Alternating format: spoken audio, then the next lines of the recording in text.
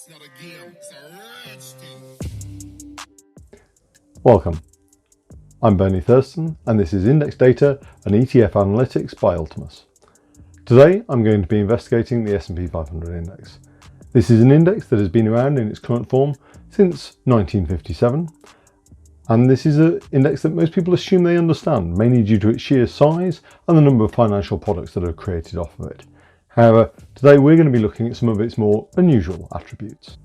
Firstly, the S&P 500 actually sits as part of a much larger family. It sits as part of the S&P 1500.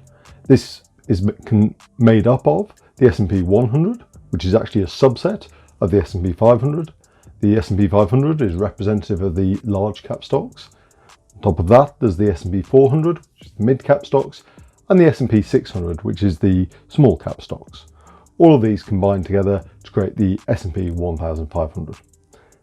The S&P 1500 is a bit of an unusual benchmark in the fact that it is not constructed or defined by a rule book which defines the companies that go in and out, but is actually created by an index committee that is trying to represent the US economy by both size and sector.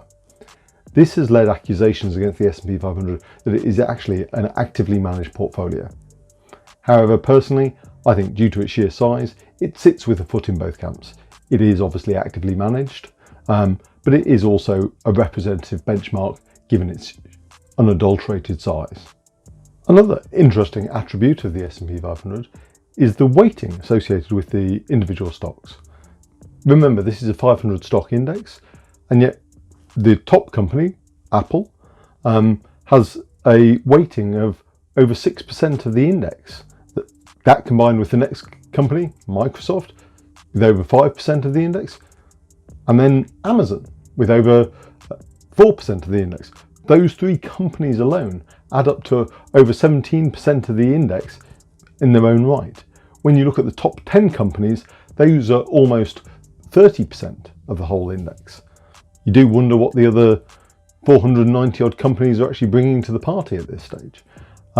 Again, those top 10 companies, they're actually only 9. There's 2 lines of the Google stock as the top 10. Also interestingly, one of the companies in the top 10 is Berkshire Hathaway. Admittedly, not the A line of stock, which has a share price of over $300,000. I think that one fails due to liquidity reasons, but the B line, $200 odd. It's very interesting for the Oracle of Omaha to beat the index when you are part of the index at a weight of 1.5% in this particular case. These weightings are actually representative of the sheer diversity of size of companies you've got within this index. At the top end, you've got Apple at $1.9 trillion, probably soon to break 2 trillion.